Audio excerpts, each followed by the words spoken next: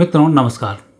अब आप देख रहे होंगे कि विश्व युद्ध अब शुरू हो चुका है और स्थिति अब लगातार एक के बाद एक बिगड़ने वाली है। और जैसा मैंने पहले ही कहा था कि यूरोप भी नष्ट होगा, ईसा मूसा लड़ेंगे आपस में और नष्ट हो जाएंगे। ये जो स्थिति है अब यही बनती हुई दिखाई भी दे रही है। और ग्रह योग तो बहुत पहले से बता रहे हैं, मैं तो 2019 से ही बोल रहा हूँ कि तृतीय विश्व युद्ध है और इसमें यूरोप और मिडिल ईस्ट स्वाहा होंगे और भारत इसमें विश्व विजय करेगा। अब जो स्थिति बन रही है, अब स्थिति यह बनती है कि जिस प्रकार से इजराइल और ईरान में जो भिड़ंत हो रही है, इसमें इजराइल ईरान को बहुत बुरी चोट पहुंचाएगा। और इसका सबसे बड़ा कारण है कि इन सब मिडिल ईस्ट का जो खलीफा है वो है चीन। चीन एक एक करके सबको जा रहा है। जैसे पाकिस्तान को उसने उकसाया, पाकिस्तान के आतंकवादियों से हरकत कराई और अल्टीमेट पाकिस्तान में जब ठुकाई हुई तब सिर्फ मिसाइलें पकड़ा दी, पैसे ले लिए और बता दिया मैं तुम्हारे साथ हूँ। और दूसरे देश को उकसा दिया, जाओ टर्की पाकिस्तान की मदद करो। अब टर्की उठे तो पाकिस्तान की मदद करने आ गए और स्थिति ये हुई कि जो बीच में पड़ा फिर वो भूखों मरने की स्थिति में आया और टर्की की स्थिति अब खराब होने लगी है। अब यही चरण आगे चल रहा है कि ईरान और इजराइल के बीच में अब टर्की फिर एंट्री करने वाला है और अब टर्की का बुरा हाल होने वाला है। पहले मैंने कहा था कि इनके बीच में गाजा और इजराइल के बीच में ईरान कूदेगा और ईरान नष्ट होगा। अब ईरान नष्ट हो जाएगा, अब टर्की बीच में कूदेगा। या तो खोमेनी वहाँ से हटेगा तब कुछ शांति आएगी, और खोमेनी नहीं हटा तो इसकी दुर्गति होगी और टर्की इसमें एंट्री करेगा और टर्की इसमें बड़ा नुकसान उठाएगा। और यही मैंने कहा था, नेटो देशों में फूट पड़ेगी तो सबसे पहले बाहर होने वाला जो नेटो देश होगा वो टर्की ही होगा कि सब देश मिलकर इसको बाहर कर देंगे। क्योंकि हर देश आतंकवाद के खिलाफ है और आप आतंकवाद के साथ हो या जो आतंकवादियों को पाल रहे हैं आप उनके साथ हो, ये योग संयोग भी बताते हैं और परिस्थितियाँ भी बताती हैं। अब यदि हम टर्की की कुंडली लेते हैं तो टर्की की कुंडली में मिथुन लग्न में चंद्र विराजमान है और अभी इसको जो महादशा चल रही है उसमें विशेष रूप से चंद्र का जो अभी अंतर आएगा मार्च 26 के बाद से, ये बहुत बुरा होने वाला है। तो ये स्थिति बड़ी विकट रहेगी और सूर्य का समापन है और लगातार ये 2020 से 2026 तक दूसरे देशों के बीच में अपने आप को सुपर हीरो बनाने के चक्कर में टांग फंसाता रहेगा। और ऐसी स्थिति में टर्की की स्थिति बिगड़ेगी। और अभी जो समय चल रहा है कि सूर्य की महादशा में अंत जो चल रही, शुक्र की अंतर्दशा चल रही है और इसमें लगातार टर्की हर तरफ से मात खा रहा है। विशेष रूप से जब से इसके यहाँ पर भूकंप आया है तब से टर्की के दिन बुरे आए हैं। और यहाँ के जो राष्ट्रपति हैं एर्दोगन, उनकी स्थिति भी वहाँ पर ख़राब है। जैसी अभी यहाँ पर खोमेनी की स्थिति बनी हुई है कि जनता इनके खिलाफ है लेकिन ये दादागिरी से बैठे हुए हैं, वैसी स्थिति एर्दोगन की भी बनी हुई है कि जनता उनके खिलाफ है लेकिन दादागिरी से वो बैठे हुए हैं। और सेम चीन के साथ भी है। चीन में भी स्थिति वहाँ के राष्ट्रपति जिनपिंग के खिलाफ चल रही है लेकिन डटे हुए हैं।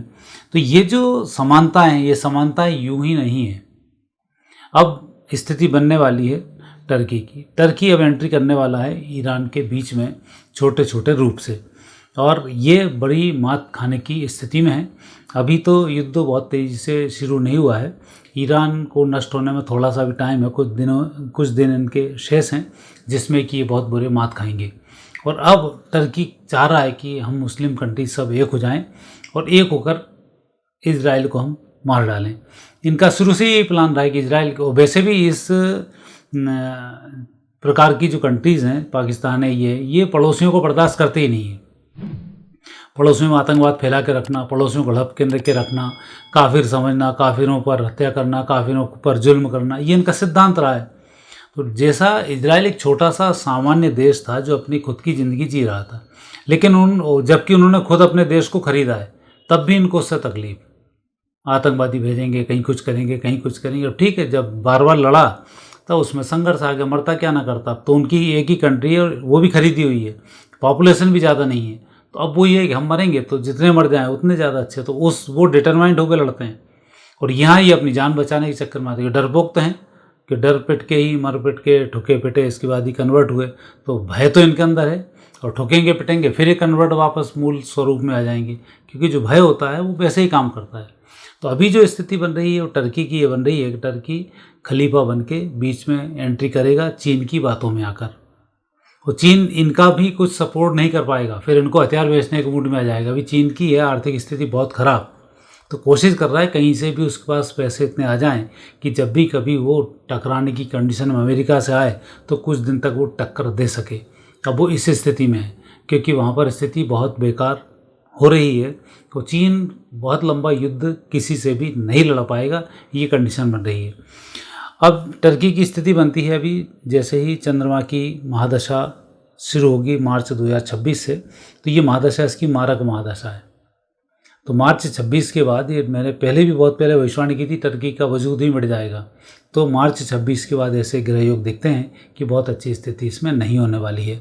और अभी ये ईरान के बीच में एंट्री करेगा तो भी ये मात खाएगा और इसको परेशानी का सामना करना पड़ेगा। अब दूसरी कुंडली लेते हैं ईरान की। तो ईरान की कुंडली में भी मिथुन लग्न है और अभी इनकी स्थिति भी बहुत बेहतर नहीं है। जुलाई तक तो इनको मार्केस चल ही रहा है, मार्च 2024 से 1 जुलाई 2025 तक का मार्केस है। और गुरु में चंद्र की अंतर्दशा, ये इनके लिए ठीक नहीं है। और 1 जुलाई से पहले तो इनका पूरा खेल ही हो जाएगा कि या तो खुमैनी रहेंगे या नहीं रहेंगे, या हो सकता है कि स्थिति ही नेगेटिव हो जाए और खुमैनी रहे ही ना। तो ये परिस्थिति तो दिखाई देती है कि बहुत अच्छी स्थिति यहाँ पर नहीं है। नेगेटिव योग खुमैनी के खुद के बने हुए हैं और जब खुमैनी हटेंगे तब कोई दूसरा व्यक्ति आएगा, फिर ईरान में कुछ शांति की उम्मीद लगा सकते हैं। लेकिन जब तरतीब विश्व युद्ध चल रहा है तो शांति की बात करना तो वो बेईमानी है, कोई उसका मतलब नहीं है। तो ये चीज़ें चलती रहेंगी, लेकिन खुमैनी अपनी स्थिति को यहाँ पर लगातार कमज़ोर करेंगे, स्थिति बिगाड़ेंगे और उनके चक्कर में ईरान की स्थिति भी बिगड़ती जाएगी। ईरान की जनता खुमैनी का विद्रोह करेगी खिलाफ और खुद ही बड़ी परेशानी में फंस जाएंगे। ऐसे नेगेटिव योग यहाँ पर बनते हैं। और इजराइल की कुंडली को हम यदि देखते हैं तो इजराइल को अभी बहुत सारे देशों का समर्थन प्राप्त होना शुरू हो जाएगा एक के बाद एक।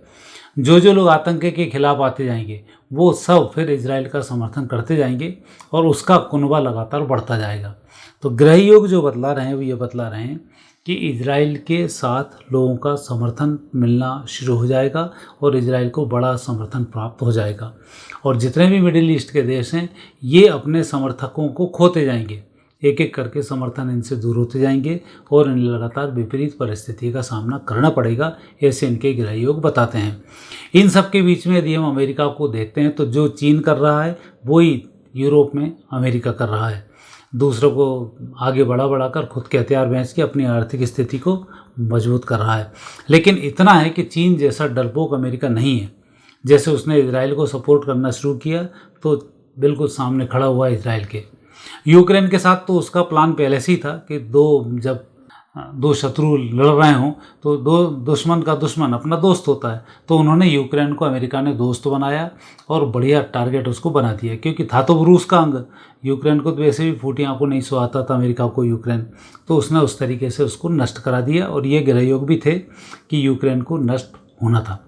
और अब यूरोप के नेटो देशों में और अन्य देशों में चीन विशेष रूप से रूस के साथ टकराहट आगे रहेगी। लेकिन अमेरिका का जहाँ तक सवाल है, अमेरिका का जो सहयोग इजराइल के लिए रहेगा, इस इजराइल के सहयोग में सीरिया का भी समर्थन मिल जाएगा और अमेरिका ईरान को और टर्की को निपटाने में एक बड़ी भूमिका निभाने वाला है और इस एरिया में वो शांति चाहने वाला है। तो उस कारण से इतनी सारी मेहनत करेगा। अमेरिका की अलग ही चाल बहुत बेहतर नहीं है, उसकी चर्चा मैं आपसे फिर करूँगा कि यहाँ घुसने के बाद वो क्या करने वाला है।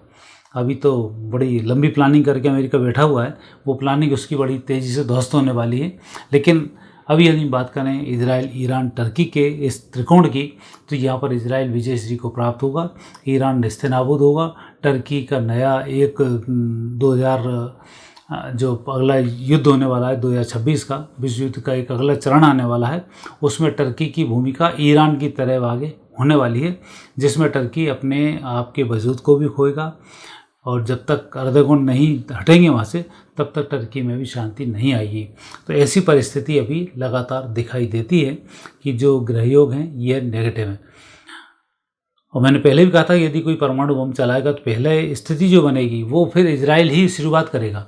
हालांकि परमाणु बम एक तरीके से तो चल चुके हैं, जैसे भारत ने पाकिस्तान पर हमला किया तो एटम उसका वहीं का वहीं फट गया। मेरे जो अनुमान है वो ये है कि जो बम जहाँ रखा है वहीं फट जाएगा, बाहर चलाने के चांसेस इसमें बहुत कम आएंगे। तो यही कारण है कि अब आपने देखा कि ईरान की स्थिति थी, परमाणु बम बना रहा था, वहीं बम को ब्लास्ट हुआ, पूरा उनका निस्ते नाबूद हो गए। पाकिस्तान के पास खुद का तो कुछ था नहीं, अमेरिका का बम था, वो नष्ट हो गया। अब वहाँ भी स्थिति उनकी बेकार है। नहीं तो बड़े दम वो भरते थे, हमने क्या शब बारात के लिए परमाणु बम बना के रखे हैं, खुद के थे ही नहीं। और यदि पाकिस्तान के पास परमाणु बम होते तो ये टेक्नोलॉजी ईरान वीरान का और टर्की वर्की कभी की पहुंच गई होती और पूरी दुनिया में परमाणु बम वाले मिडिल ईस्ट विशेषकर हो गए होते। क्योंकि पाकिस्तान के पास ही टेक्नोलॉजी नहीं है तो देगा कहाँ से वो, इसलिए वो टेक्नोलॉजी नहीं पहुंच पाई और स्थिति लगातार नेगेटिव होती चली गई। और अब आने वाले समय में भी लोग इसी प्रकार के मंजर को देखते रहेंगे और ये स्थिति लगातार बनती रहेगी। एक तरफ चीन नॉर्थ मिडिल ईस्ट का नेता बना हुआ है जो किसी को पता नहीं पड़ रहा है। कुछ समय के बाद ये उजागर होगा कि चीन कितना बड़ा गेम खेल रहा था।